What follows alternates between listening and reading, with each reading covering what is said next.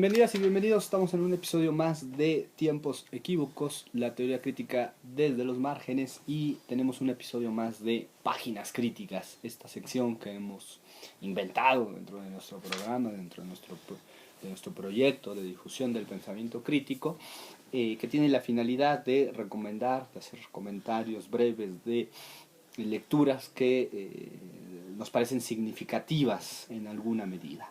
En esta ocasión vamos a comentar, quizá por primera vez en nuestro espacio, una novela. Vamos a comentar la novela de Martín Roldán Ruiz, Generación Coche Bomba. Queremos agradecer a Ringolevio Representación Editorial, que nos hace el favor de acercarnos el material de Pepitas de la Calabaza, que es la editorial que publica este libro, de Martín Roldán Ruiz. Martín Roldán Ruiz es un escritor y periodista peruano, fan de la Alianza Lima, como se le presenta en la novela, y nos entregó Generación Coche Bomba, primero como una novela que parece ser que de producción, autoproducción, es decir, que circuló en círculos muy específicos, y que ahora podemos acceder a ella de manera mucho más amplia a partir de la edición que hace Pepitas de Calabaza en su colección América Lee. Bueno, Víctor, pues practiquemos brevemente y recomendemos por qué recomendamos esta novela de Martín Roldán Ruiz. Sí, bueno, son varias cosas, ¿no? Martín Roldán Ruiz, como ya lo habías dicho, ¿no? Es un hincha, ¿no? De hueso colorado, ¿no? Pero también, la novela, hay que decirlo, ¿no? Es una novela que aborda un conflicto cultural, social, político muy fuerte en el Perú, que es finales de la década de los 80, ¿no? Cuando está en su mayor auge toda la manifestación política a través de la violencia, ¿no? Que generó Sendero Luminoso, ¿no? Entonces, en ese marco es donde Roldán Ruiz escribe esta novela, no desde la perspectiva de los senderistas, ni tampoco desde la perspectiva de algún actor político concreto Claro. que esté más involucrado, ¿no? Sino más bien ese va a ser como el trasfondo de toda la novela, pero nos parece un trasfondo importante. Ahorita vamos a argumentar un poquito más, ¿no? Pero en sí la historia de la novela, ¿no? Principal, ¿no? La que está ahí, es la historia de los subtes, ¿no? De lo que en Perú se conoce, ¿no? Como este rock subterráneo, que específicamente tiene que ver con toda la movida punk de los 80s. Y este libro de Dan Ruiz sería como un primer libro que abordaría ese tema de una manera contundente, ¿no? Entonces, sobre la cuestión del título es interesante, ¿no? Porque se llama Generación Coche Bomba, ahorita vamos a explicar por qué, pero en alguna entrevista que a él le hacen, él comenta que quería titularlo Todos Terroristas, ¿no? Y esto tiene que ver precisamente porque, si bien el trasfondo, como ya mencioné, es de ese sendero luminoso, ¿no? Que está justo, ¿no? En una época de bombardeos, ¿no? De acciones muy violentas, ¿no? Contra la población, tanto en el campo con la ciudad, ¿no? Él dice, bueno, también hay una parte del Estado que también actúa o que da pie a ese terrorismo, ¿no? Pero también hay cierta crítica que se puede ver a lo largo de los personajes que van saliendo en la novela, en donde de alguna manera pues todos son, se podría decir que todos son terroristas, ¿no? ¿Por qué? Porque de alguna manera hay un nivel ya de aceptación, quizá ahorita podremos abordar eso, ¿no? De cómo hay un nivel de aceptación de esa violencia terrorista ya en Perú, en cualquiera de los sectores, tanto culturales como políticos, ¿no? Que es interesante, ¿no? Ese título que finalmente no quedó de Todos Terroristas, me parece que sí se refleja bien en la dinámica, en cómo los personajes van asumiendo esa lógica de la violencia que se está desplegando tanto del Estado como por parte de Sendero Luminoso, ¿no? Finalmente, Martín Roldán opta por otro título, ¿no? Que se llama Generación Coche Bomba, que también trata como de retratar de alguna manera la época que él está mencionando en esta novela, ¿no? Sí, es muy interesante lo que nos dices, porque efectivamente lo que aparece a lo largo de la novela es esta violencia cotidiana. Y no nos referimos a una violencia cotidiana en actos comunes, sino una presencia de la policía, de la represión, eh, y por supuesto de estos grupos que en los años 80 tenían una fuerza impresionante y una capacidad de movilización eh, inaudita para, si estamos pensando que son finales de los 80, Uh -huh. donde la mayor parte de los movimientos armados han sido derrotados en América Latina. Este aparece como un desfase histórico Claro. con la inmediata, la ola anterior inmediata de movimientos políticos que recurrían a la violencia. Es decir, es una anomalía, ¿verdad? Lo es por sus métodos, lo es por su capacidad de convocatoria, lo es por su ideología, una mezcla entre orientalismo, indianismo, mesianismo, bueno. Esto está explorado, efectivamente, como tú bien decías, no está explorado en esa dimensión aquí, sino que está explorada la dimensión, digamos, podríamos decir de la vida cotidiana, ¿no? De la vida cotidiana que involucra inmediatamente un sector de la juventud.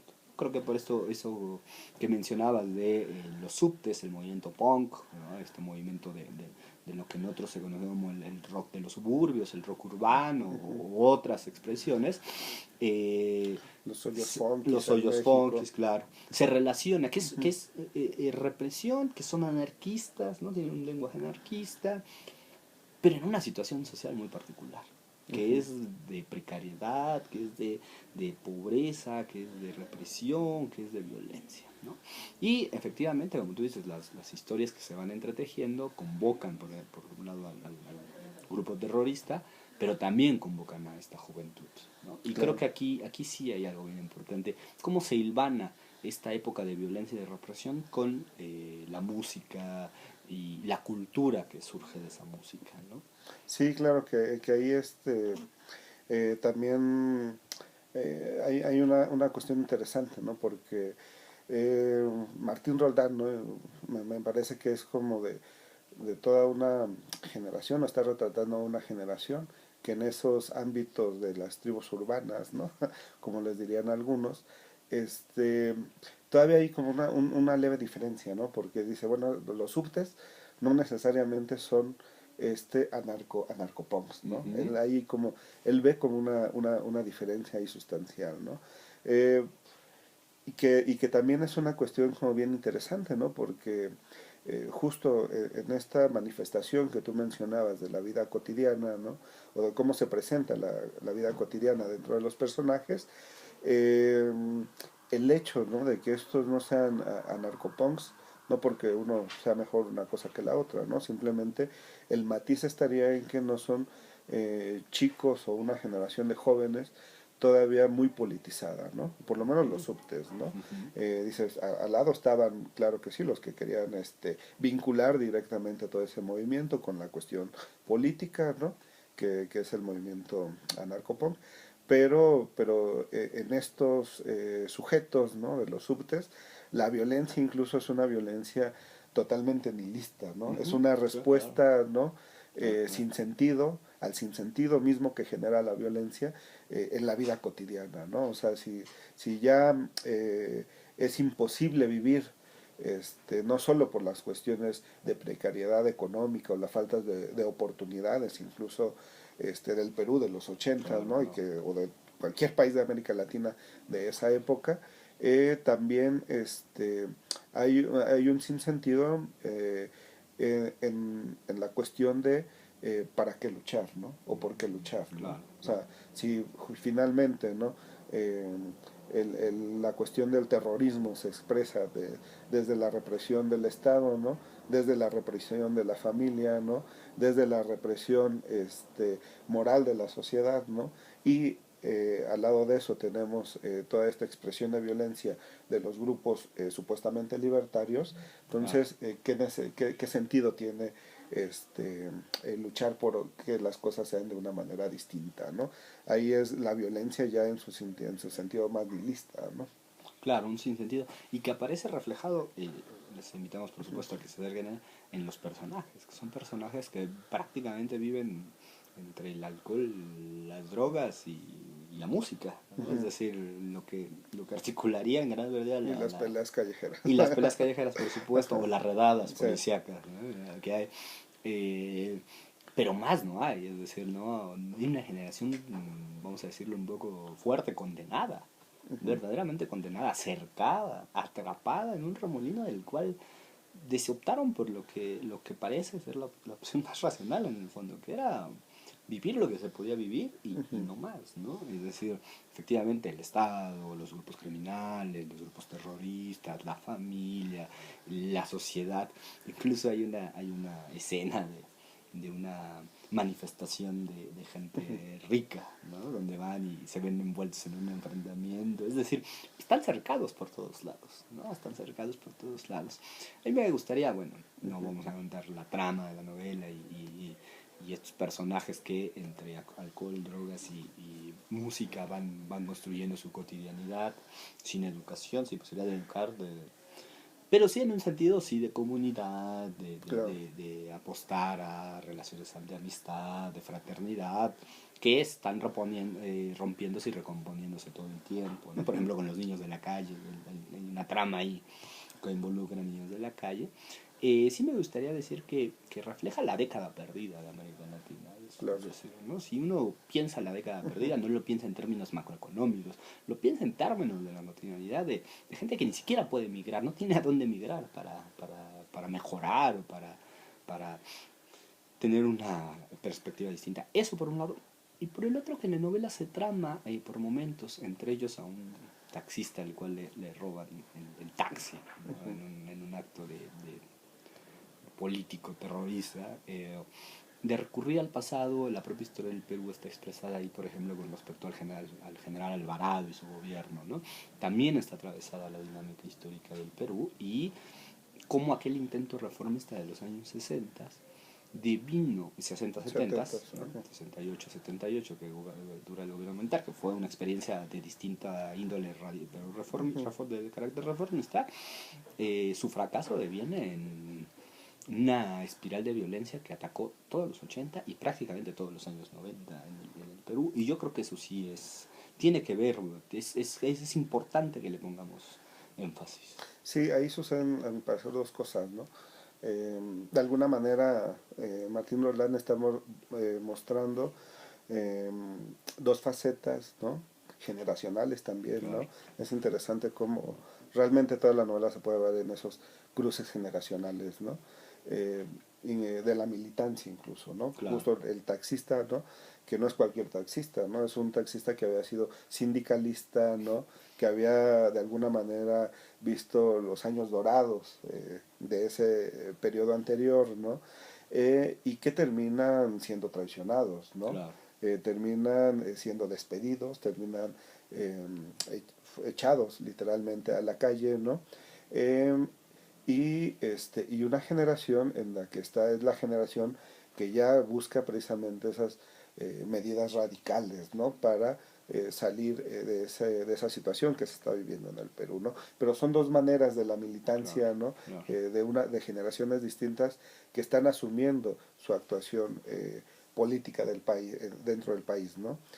Por una parte, ¿no? Pero por otra también y demuestra eso también el inicio, ¿no? De todas las medidas neoliberales que van a empezar en la década de los 80 sobre todo a expandirse por América Latina, ¿no? Porque justo esta generación del taxista es esa generación donde tenía hasta cierto punto, ¿no?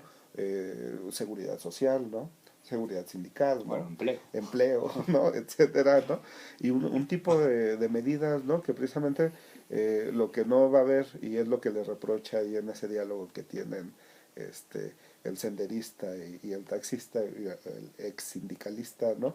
Es como precisamente ese gobierno de los gobiernos de los 80, yo creo que eso se puede generalizar a América Latina, están quitando todo precisamente toda esa seguridad social que les exige el neoliberalismo, ¿no? Claro, claro. Sí, creo que ahí apuntas eso de manera clara, digamos, en una de las múltiples historias que se cuelan, Sí. ¿no? Por la novela, cuya trama, bueno, tiene dos personajes centrales que se encuentran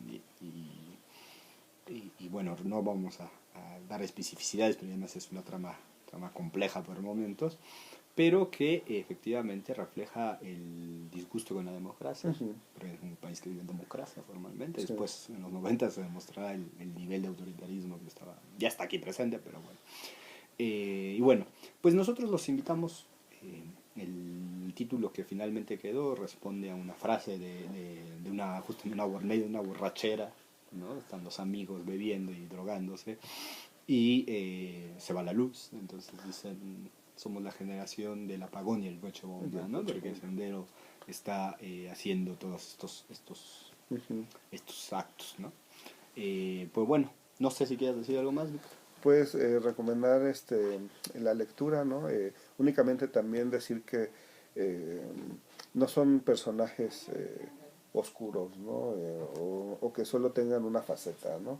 Cada uno de los personajes, ¿no? Los senderistas incluidos, eso me parece también Uh-huh. interesante, ¿no? Porque Martín Roldán trata de no mostrarlos en esa faceta como de locura que tantas veces se les ha caracterizado, Claro, ¿no? claro. Sino que, bueno, dice, y por algunos momentos los personajes lo demuestran también, tenían sentimientos y complicados, ¿no? Tanto de afecto, ¿no? Tanto de incluso de cómo asumir la De duda, militancia, sí, sobre claro, todo, claro, ¿no? Que eso claro, sería lo importante, claro. ¿no? De duda, precisamente, de si lo que están haciendo es algo no solo correcto, sino también legítimo, ¿no?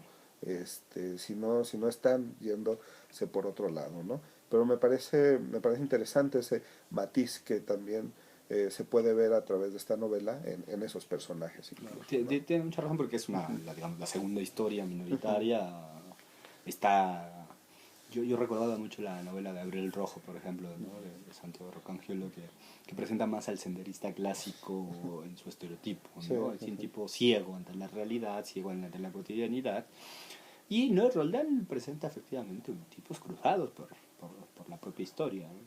Y lo cual hace muy válido, muy valioso, ujú. me parece, esa presentación. Pero bueno, pues los invitamos en verdad a leer Generación Coche Bomba de Martín Roldán, en Pepita de Calabaza. Volvemos a agradecer a Pepitas a través de Ringo Levio, que es una empresa que se dedica a la representación editorial, que nos permiten acceder a este material que es muy sugerente y bueno, pues esperemos que sea la primera de otras novelas que Comentar. podamos comentar. Muchas gracias, Muchas Víctor. gracias. Hasta Hasta luego. luego.